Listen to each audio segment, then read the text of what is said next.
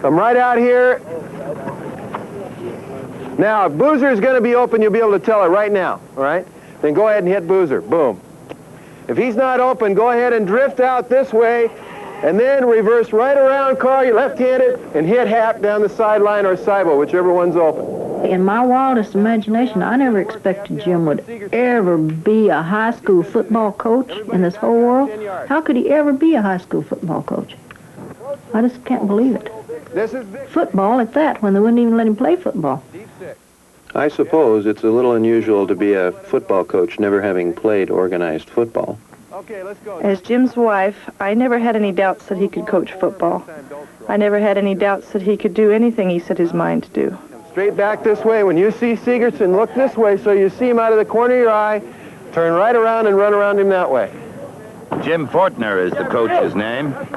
From the sidelines, he looks just like any other young coach, getting his team ready for a game. But there is a significant difference. Jim has no legs. He was born that way in a small Texas town to parents who couldn't afford to get him expensive artificial limbs. So it was decided he should go with his Aunt Johnny to her home in Seattle for those few legs.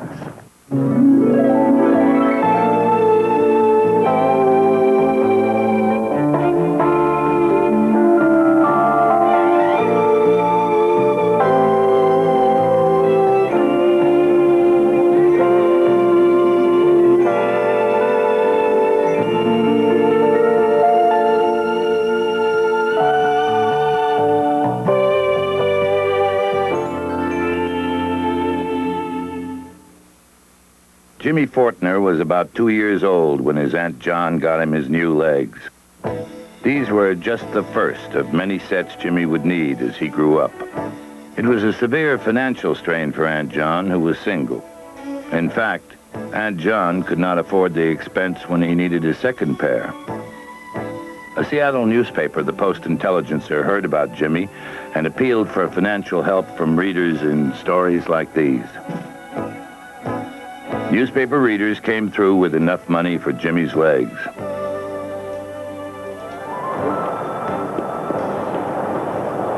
Aunt John was a strong and independent woman who was determined that her nephew would grow up to be strong and independent. Jim had a lot of coaching from me about he was not going to be crippled. He was not going to be moody and pouty and crying and condemning the world and me and everybody else about being crippled. A couple of boys who lived across the alley got Jim started playing baseball. Catch, Jimmy.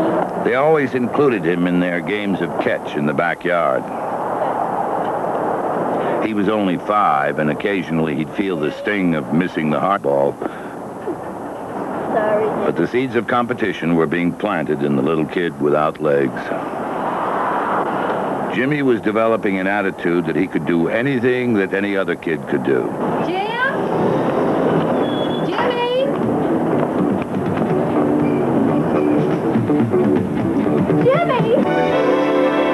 Jim never considered himself crippled. He'd do anything. Ride a trike, roller skate, anything. In fact, he broke a leg bone coming down the hill on a trike. He would try impossible things just to prove he was not a cripple. He had a determination about him even then. By the time the broken bone had healed, Jimmy needed another pair of those expensive artificial limbs. Again, the PI brought it to the public's attention, and an American Legion Jimmie Fortner Fund was established. Pain from those artificial legs was something Jimmy would have to learn to live with the rest of his life. I hurt. Your legs hurt, darling? Yeah, so bad. Well, you know I can't carry you. Is it long ways to go? It's pretty far, but we can make it. Come on, Jimmy.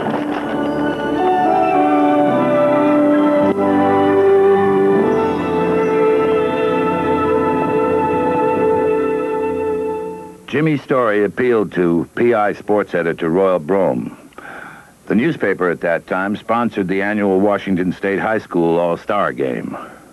The guest of honor at the 1949 contest was to be Monty Stratton. the Chicago White Sox star who pitched big league baseball on an artificial leg after a hunting accident. Brome took Stratton out to meet the legless boy. Jimmy, you remember me. Royal Brome.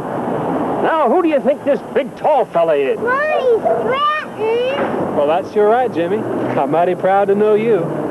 Now, Jimmy, you know about our big all-star game at the ballpark tonight? Well, we'd like to have you with us. And we want you to suit up for it. Go ahead, take it. Put it on. It's all yours. Thank you. You're welcome. Thank you. You're sure welcome. I'll be right back. Okay. Isn't he a nice little boy? Oh, I'll say. You know, I guess you know about my leg, do you, Jimmy? You have a one leg just like mine. That's right, but sure didn't keep me out of baseball. Does your leg hurt sometimes? Sometimes. But you know, Jimmy, I think it's worth it. You remember that. I think it's well worth it. Now, I got a special surprise for you folks tonight. You've been reading about little Jimmie Fortner in your newspapers. Well, we got him to come out here tonight so I could pitch him a few. Jimmy, he's kind of fixed up like me, only he's got two wooden legs. I want you to meet him. Come on out here, Jimmy. I need me a batter.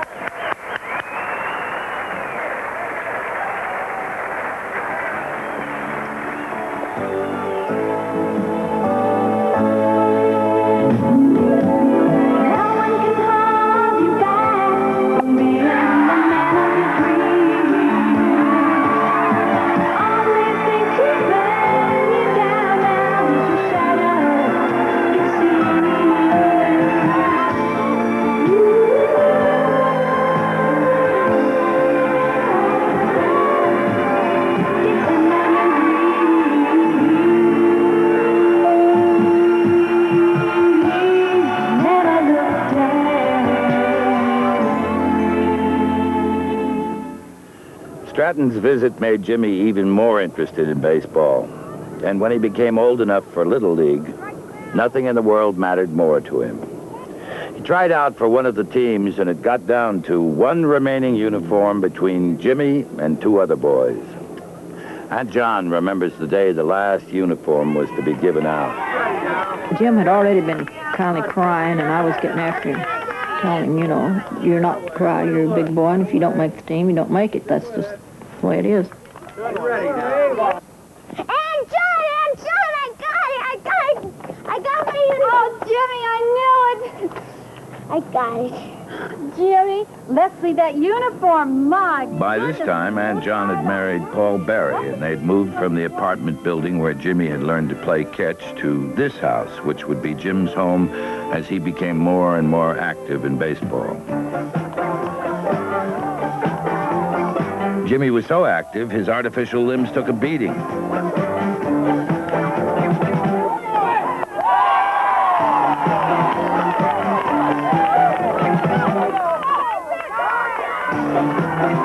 still laughs about the time he rounded third base and was heading home when his left foot broke off and he fell. Jimmy grabbed that broken foot, still in its sock, and tossed it on home plate. Jimmy scored enough runs, though, and got enough hits to be voted into the Little League's All-Star team. It was a personal triumph in the field of athletics and a source of pride for a youngster who wanted only to be regarded as equal to anyone.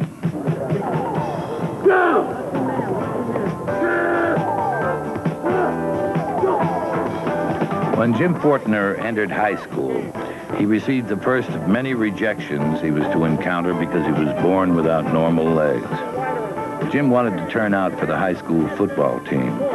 Big and strong, he'd played sandlot football for years. Some of the kids he'd played with and against were on the team, and Jim wanted to be part of it. However, state regulations barred players with artificial limbs. Jim didn't sulk over the disappointment. He played trumpet in the high school band. Along with the rest of the band, he played and marched at ball games and in parades, in spite of constant chafing from his artificial legs. Jim also played church league basketball, bowled, and in PE classes wrestled and swam. He still recalls the pain involved with basketball. Basketball was always the most painful for me because of the running and the changing of directions, the sweating. It was just tough on my legs. It was in baseball, of course, that Jim shined. Tony Dickinson was the high school baseball coach. Jim was an outstanding baseball player. He played for our team on the varsity for 3 years. He was a first baseman, and he really hit that ball because he had such tremendous upper body strength and good hand-eye coordination. Jimmie was selected the captain and won the Inspiration Award his last year. He led the league in RBIs, led the team in doubles. He would hit that ball a ton and come in sliding into second base with a double. But such an inspiration. Jim dated several girls in high school, but with Karen Barkas, it was a case of opposites attracting. Karen was quiet and somewhat shy, a real contrast to Jim's outgoing personality. A date with Karen on a ferry boat became one of Jim's embarrassing moments. Oh, no. Oh, Jim. Can you fix it? It's difficult to impress a date when your foot breaks and you're not carrying a toolbox. No problem. Come on. But it is a problem, and the fear returns. A fear of being treated differently. Something he desperately wants to avoid.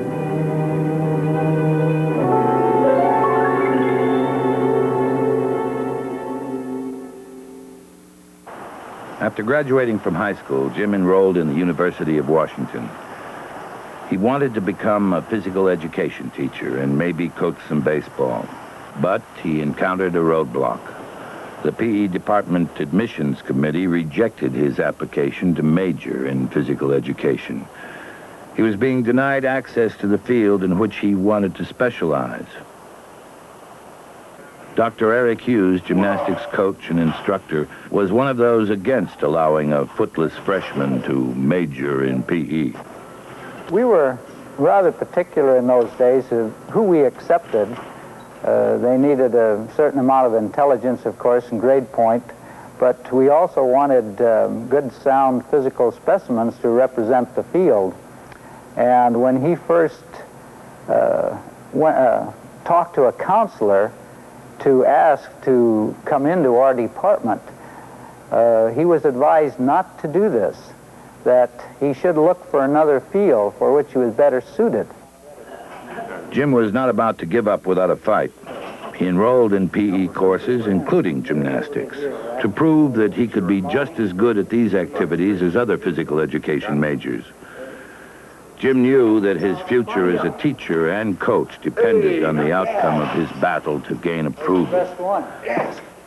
After working with Jim in his gymnastics class, Dr. Hughes became Fortner's most vocal advocate. I could see that he had such a strong desire to do this, and that he would be a great example in our profession, that the young students that he was teaching could not only look up to him as a good performer, because he certainly was, but look up to him as the type of individual with the drive that would give them inspiration to show some of this quality in their lives. The determination instilled by Aunt John so long ago paid off for Jim in that college freshman year. With the support of Dr. Hughes and others, Jim's application to major in physical education was approved in a formal vote. Jim played one season of freshman baseball at the university. He was the starting first baseman for about half of the Frosh games in what was to be his final season of competition for a scholastic team.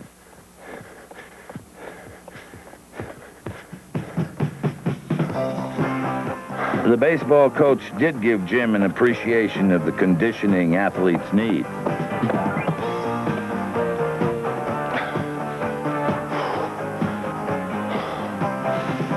Every day, the baseball players had to do a drill called running the steps. Tough enough for anyone with good legs, it was murder for Jim. Because of the exhaustion and the pain of running steps with his artificial legs, Jim became ill every day. But every day, he'd return to those dreaded steps.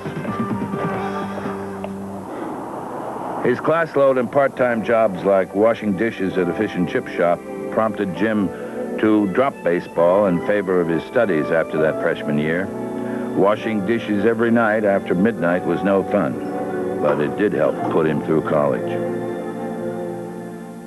Jim and Karen were married shortly before he graduated. After graduation, he got a teaching job in the small town of Rochester, Washington, where he was also named assistant football and head baseball coach. They bought a mobile home, but faced a whole summer with no steady income till school started again. Aunt John and her husband would bring food on their weekly visits, but money was tough to come by. What? I got it. I got the job. I got the job. I got the job. Jim found some part-time work, including one job he'll never forget. The job was a simple one. Deliver 24,000 raw eggs to a supermarket in the city. But do it gently.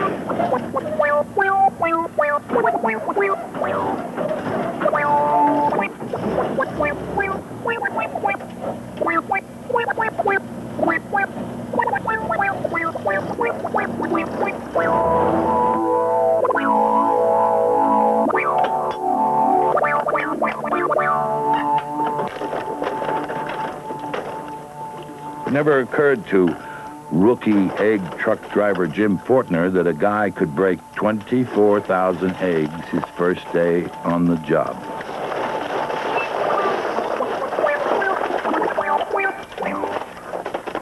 And his last day on the job.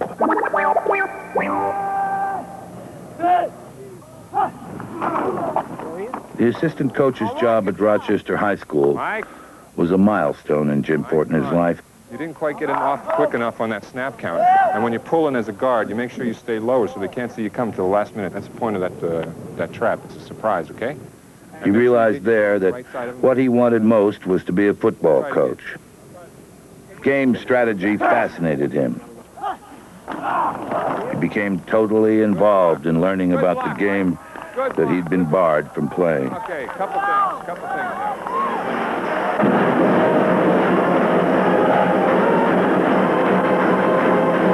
He also learned to motivate players and fans.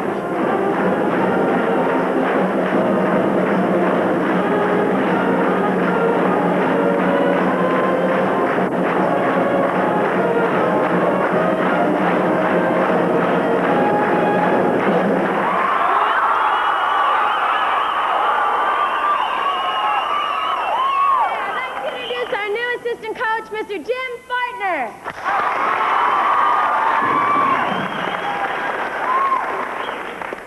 On behalf of the coaches, I can promise you this. We're not going to be embarrassed anymore.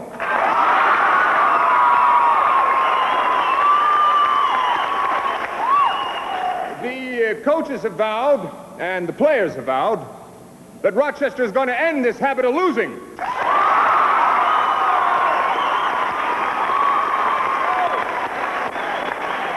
We're going to win tonight.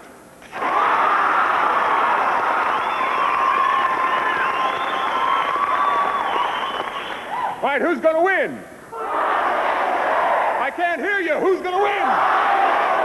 Who are we going to beat? That one season at Rochester gave Jimmie Fortner a dream to become a head football coach. All right, Jeff, come here. He knew that some schools were reluctant to hire a head coach who had never played the game, but he was determined to fulfill that dream. As soon as you can, okay? Call out again. Rochester already had its head coach, so Jim and Karen decided to return to Seattle, where there were more opportunities. That summer, he came back to Rochester to visit his former quarterback, Larry Fagerness, who was hospitalized due to a construction accident. How do you feel? Kind of dopey. Yeah, I feel that way myself once in a while. Coach, it hurts. You better believe it hurts. You'll never totally get rid of the pain either. But life is worth a little pain. Larry Fagernes had his right leg amputated and went on to become a successful attorney. Seeing what Jim could accomplish with 2 artificial legs gave me the confidence to overcome a similar type of circumstance when I lost one of my legs in an accident. Also, seeing the progress that Jim made during the time that I knew him and the accomplishments that he set out for himself gave me the confidence to overcome my situation and to attain the goals that I set out for myself. We're going to have a 52 slant right. Jobs were scarce in the Seattle area that fall, but Jim did manage to find employment as a substitute teacher and assistant football coach at a small school in suburban Seattle. After 4 years as an assistant, he was given a 1-year probationary contract as the school's head football coach. He still had to prove he could be a successful coach in a sport he had never been allowed to play. In addition, the school did not have a winning tradition in football. Last play, you guys. Let's make it good. In his second season, Fortner turned the program around.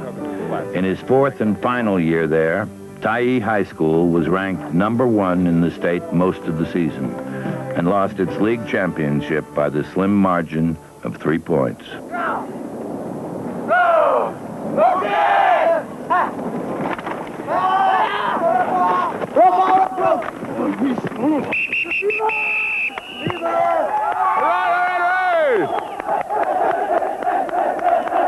Okay, good hustle. Hit the shallows. All right. Who are you going to beat this week? Who are you going to beat this week? Who are you going to beat this week? During that coaching stint, the Fortners decided to have a family. You see the doctor? Yes. Well, what'd he say? He still said the odds are in favor of having a normal baby. Hope he's right. Hey, everything's going to be fine. The doctor said the same thing as all those books we studied on heredity. Our baby will be just perfect. Don't worry.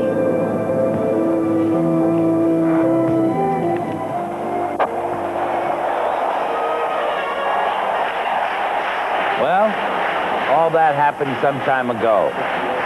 Karen had her baby, a boy, perfectly formed, as was his younger sister, born a few years later.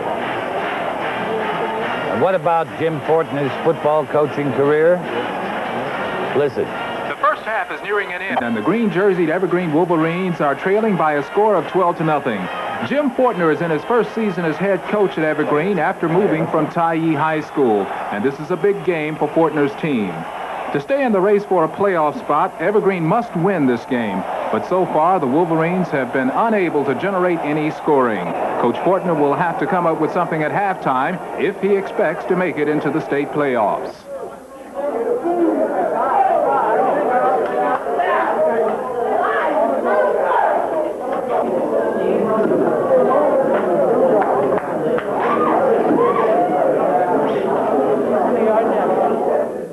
All right, listen up, fellas. We've got with our groups, and we got all the X's and O's we're going to need, and I think you know as well as I do that that's not what's going to win this game tonight.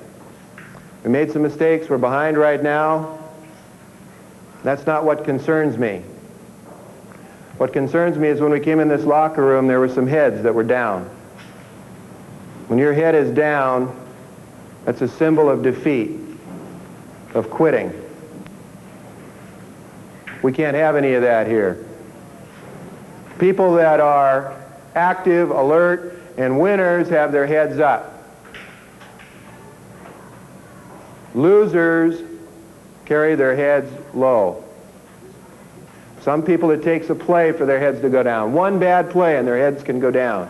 Other people, it takes a quarter. Other people, a bad half like we've just had, maybe a bad game. But I'll tell you what, those are the losers. The winners are the ones that never look down.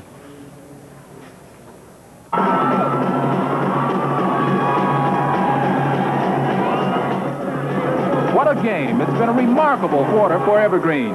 The Wolverines were still behind 12-0, but they got 7 points early in this quarter. And now Evergreen is driving again.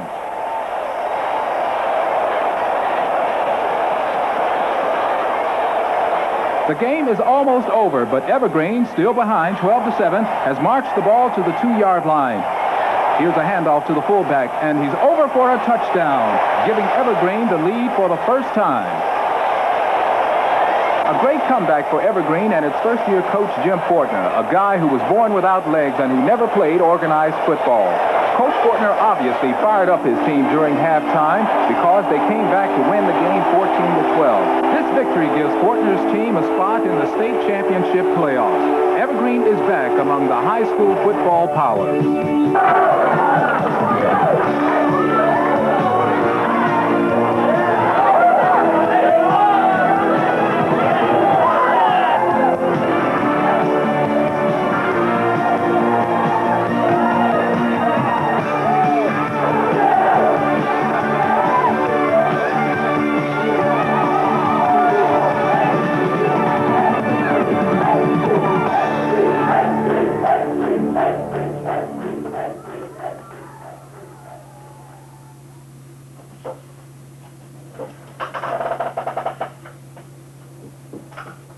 I think if I had any advice to give someone who is handicapped, it would be this.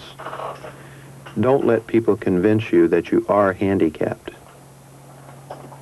I'm probably the least handicapped person I know. It's a matter of what you think and what you do, not what other people think and do. There are perfectly normal people sitting around doing nothing. They are the ones who are handicapped. Those who have everything going for them and do nothing.